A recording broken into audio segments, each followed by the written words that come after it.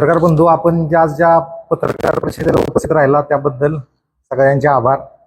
आणि काही पत्रकारांनी देखील हा विषय उचलून धरलेला होता.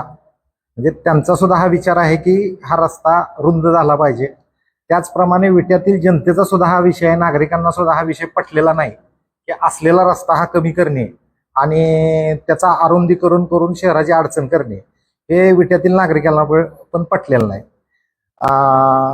वैभवदादांनी सांगितल्याप्रमाणे जसं त्या दिवशी शेळकेंनी सांगितलं की रस्ता हा नगरपालिकेच्या पत्रानं कमी झालेला आहे, पण ऍक्च्युली ज्यावेळी नगरपालिकेत चौकशी केली तेव्हा नगरपालिकेचे वेगळे उत्तर आलं. परंतु ज्यावेळी नाईक मॅडम इथं आल्या आणि नाईक मॅडमांची जी मिटिंग झाली आणि नाईक मॅडमच्या मिटिंग झाल्यानंतर आम्ही जे तहसीलदार कार्यालयात होतो तिथं सुद्धा आम्ही होतो. बरं, हे नगरपालिकेत एक वेगळी मिटिंग घेतल्या असं नंतर कळालं मला. ज्यावेळी त्या मिटिंगच्या वेळी आमदारांचा फोन आला की इकडे या म्हणून, त्यावेळी तो विषय कळाला की नगरपालिकेत मिटिंग आहे. परंतु आम्हाला हे माहीत नव्हतं की, कारण आम्ही ह्या विषयात भांडतोय हायवेच्या विषयात, पण त्या मिटिंगला नागरिक म्हणून आम्हाला काय बोललेलं नव्हतं. आणि ज्यावेळी तहसीलदार कार्यालयातली मिटिंग होऊन आम्ही ज्यावेळी तिथं गेलो तर तिथं मला असे बरेच लोक दिसले. त्यात ग्रस्त म्हणायचं का लाभार्थी म्हणायचं, जे रस्ता अतिक्रमणाचे लाभार्थी आहेत त्या लोकच त्यात दिसली मला. ज्यांना रस्ता मोठा नाही व्हायचा, त्यांचे काहीतरी इंटरेस्ट आहेत, अशीच लोक दिसली, पण नागरिक दिसले नाहीत. म्हणजे 5-25 लोकांची जर अडचण होत असेल ते महत्वाचं आहे का 65,000 लोकांचं किंवा तालुक्याचा ह्याचा विषय महत्वाचा आहे? हा लोकप्रतिनिधी म्हणून आमदारांना आणि माजी नगराध्यक्षांना ह्या गोष्टी कळल्या पाहिजेत. पण तिथं काय ते त्याबद्दल आम्हाला कुठलीही भूमिका स्पष्ट त्यांची दिसली नाही. म्हणजे तो जी मिटिंग झाली नगरपालिकेत, त्या नगरपालिकेच्या मिटिंगमध्ये फक्त काय ते धमक्या देणं दम देणं ह्याच्या पुढं काय झालं नाही. त्या मिटिंगमध्ये नगरपालिकेची काय भूमिका आहे, रस्ता मोठा व्हावा लहान व्हावा ही कुठलीही भूमिका त्यात आम्हाला दिसली नाही. तांत्रिक ज्ञान दिलं जात होतं की बॉटल नेकन बिकन असले इंग्लिश शब्द वापरून ही सांगितलं जातं की रस्ता. म्हणजे आमदार सांगत होते की मॅडम तुम्ही सांगा रस्त्याचा जर काउंट एवढा असेल, म्हणजे रस्त्याची रुंदी जी 4 लेन करायची का 2 लेन करायची हे कशावरून ठरतं, तर ट्रॅफिकच्या काउंटने.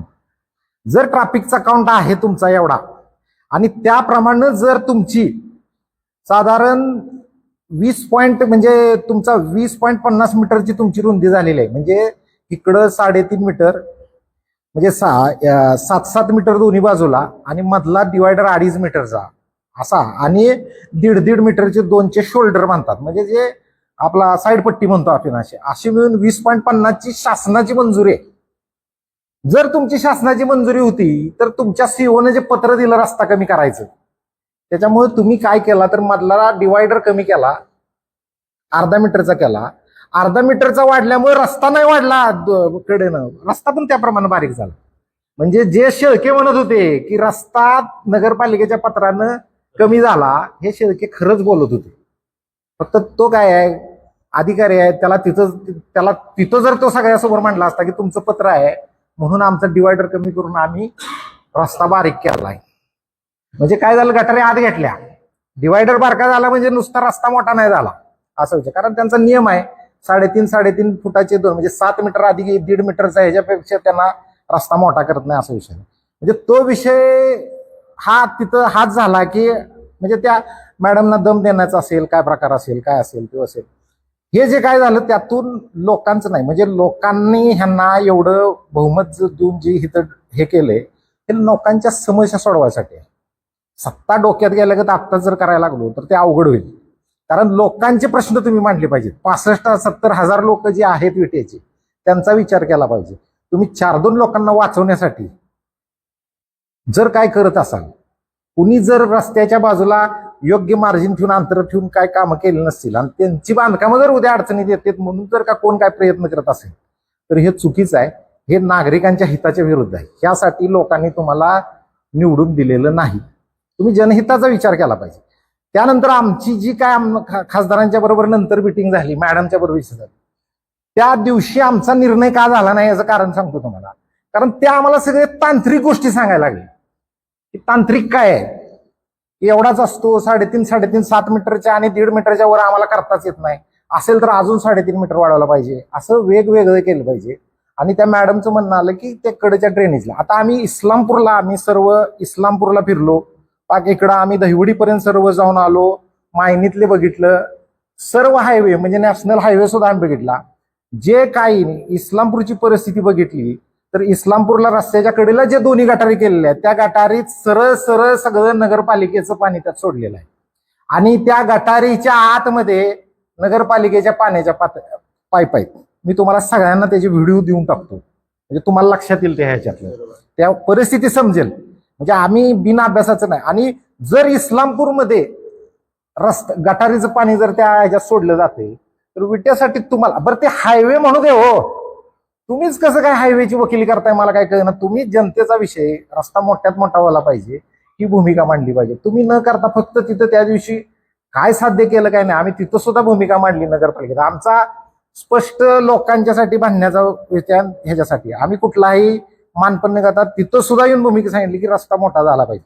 शहरातनं सुद्धा रस्ता जात असताना जो शासनाच्या मालकीचा आहे, डीपी प्लॅन मध्ये जो रस्ता आहे त्याप्रमाणे करायला अडचण काय आहे तुम्हाला.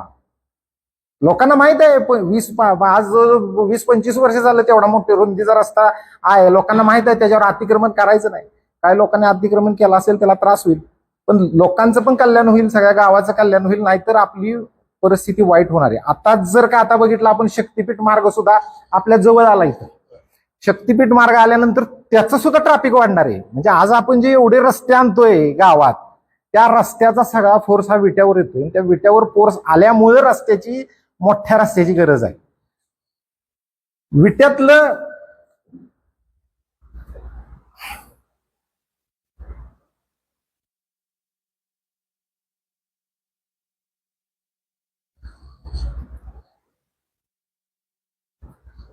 पालिकेची भूमिका पालिकेनं स्पष्ट केली पाहिजे. यांनी सांगितल्याप्रमाणे की तुम्हाला नक्की रस्ता मोठा करायचा आहे का बारका करायचा आहे, तुमची भूमिका काय. तुम्ही हायवेच्या मागे लपू नका. आमचं एक स्पष्ट मत आहे की तुम्ही रस्त्याची त्याप्रमाणे आम्ही ह्यामध्ये असं मांडलेलं आहे की जो कमानीपासून आहे, कमानीपासून जो ह्या कमानीपर्यंत जो संपूर्ण रस्ता आहे विट्यातल्या गावामध्ये, मग विट्यातलं जर बघितलं तुम्ही शिवाजीपुरापासून पारे रस्त्यापर्यंतचाच रस्ता जरा कंजेस्टेड आहे.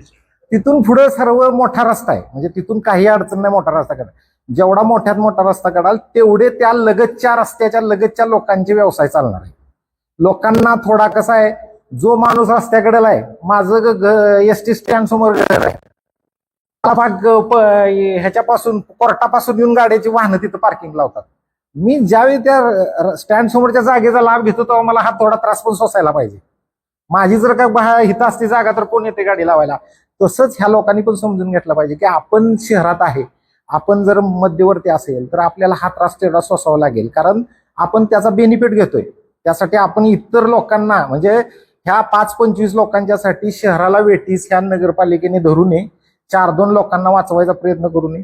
भविष्यात जर त्यांचा हा प्रयत्न असेल तर त्या बांधकामाची सुद्धा आम्ही सर्व रोडच्या प्रत्येक बांधकामाची BPMHच्या माध्यमातून सगळं कुणालाही उपलब्ध आहे, ती ऑनलाईन आहे.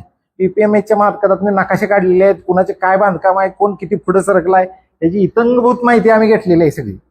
आणि भविष्यात जर का याला विरोध व्हायला लागला तर त्यामुळे वाचेल असं जर कोणाला वाटत असेल रस्ता बारीक करून तर ते होणार नाही. आम्ही त्याबाबत सुद्धा उद्या लढा चालू करू. म्हणजे रस्ता मोठा काही लोकांच्यासाठी करायचा प्रयत्न असेल तर तो सुद्धा चालणार नाही, ह्याची नोंद घ्या असं आमचं म्हणणं आहे. आणि रस्ता हा मोठाच झाला पाहिजे ही आमची मागणी आहे. आणि ह्यासाठी आम्ही जो काही लढा आहे इथून पुढे करायला लागला तर आम्ही तो लढायला तयार आहोत आणि आम्ही त्यासाठी हे आहेत. आणि जर इस्लामपूरची परिस्थिती बघितली तर इस्लामपुरामध्ये तुम्हाला मी पोळे टाकतो की गटार आहे, गटारीच्या मागे 20 फुटावर लोकांचं कंपाऊंड आहे. आत्ता ताजी लोकांनी त्याच्यावर गाळे बांधलेत, सगळी जागा यूज मध्ये घेतलेली आहे. म्हणजे भविष्यात काही लोक स्वतः बांधतील किंवा एखाद्या लोकांना जर का नाही बांधलं तर दुसरा येऊन कोणतर नगरपालिकेच्या मार्फत कोणतर तिथं गाळा उभा करेल किंवा एखादा काहीतरी नगरपालिकेची यंत्रणा मॅनेज करून स्वतःचा गाळा तिथं अतिक्रमण करेल. त्या उद्या अतिक्रमणाला जबाबदार कोण. आणि जे रस्ता अरुंद झाल्यामुळे मध्ये आता नागेवाडीच्या यात्रेचा विषय घ्या, नागेवाडीत जे गटार गेलेले आहेत त्या यात्रेमध्ये जवळजवळ 1.5 तास 2 तास ट्रॅफिक जाम होतं, कारण लोकांना कडेला जाताच येत नव्हतं. कंजेस्टेड झालं होतं, लोकांनी गटारीच्या आत वाहनं लावल्यामुळे सगळा रोड क्लोज झालेला होता. अशी परिस्थिती झाली होती. तीच परिस्थिती विट्यात तयार होईल ही मोद्या म्हणजे ह्या रस्त्याचा आहे. आणि दुसरं गोष्ट यांचं म्हणणं आहे की रस्त्याच्या कडेला गटार नाही गेल्या तर तो रस्ता खचतो. हे म्हणजे किती कॉन्क्रीटचा रस्ता आहे, त्याला 100 वर्ष आयुष्य आहे. किती बालिश बोलतात मला काय कळलं. आता हा रस्ता जो आपला आहे कराड विजापूर, हा कराड विजापूर किती वर्ष झालाय. बरं तुमचे गटार इथं खचतात, गावाच्या बाहेर गेलो काय होणार त्या कॉन्क्रीटला? तिथं कुठं गटार आहेत तुमच्या? तिथं तो चांगला राहणार का? म्हणजे काय बोलतो आपण, कुठली बाजू मांडतो हे काय ना. बरं आपण का अट्टास करता हेच आम्हाला कळेना. मुद्दा तुमचा अट्टास काय बारका करण्याचा, काय जनहित आहे तुमचं ती तर आम्हाला कळू दे लोकांना. आम्ही माघारी घेतो आम्हाला तुमचं जनहित दिसलं तर.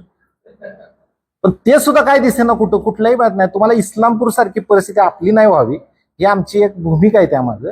आणि आमचा ह्यामागं जनहित आहे आणि जनहितासाठी आम्ही भांडतोय. ह्यामागं कुठलाही राजकीय मारण्याचा कुणाचाही काय उद्देश नाही. त्यांना सुद्धा आम्ही बऱ्याच वेळा समजवण्याचा प्रयत्न केला पण नाही. आणि बऱ्याच नगरसेवकांच्या बरोबर माझी चर्चा झाली आहे. कित्येक नगरसेवकांचं म्हणणं आहे की हे तुम्ही म्हणताय ते बरोबरच आहे आणि ते झालं पाहिजे. जनतेतल्या लोकांचं सुद्धा म्हणणं आहे की हे बरोबर आहे. मला आजही कोण भेटला नाही, एक 4-2 काय लाभार्थी असतील तेच तेवढे काय तर ट्यूट्यू कुठं तर सोशल मीडियावर येऊन करतात. नाहीतर बाकी कुणाचं काय जनरल पब्लिकचं म्हणणं आहे की नाही ना रस्ता मोठाच झाला पाहिजे हीच आमची मागणी आहे. ह्यासाठी आम्ही ठाम आहोत.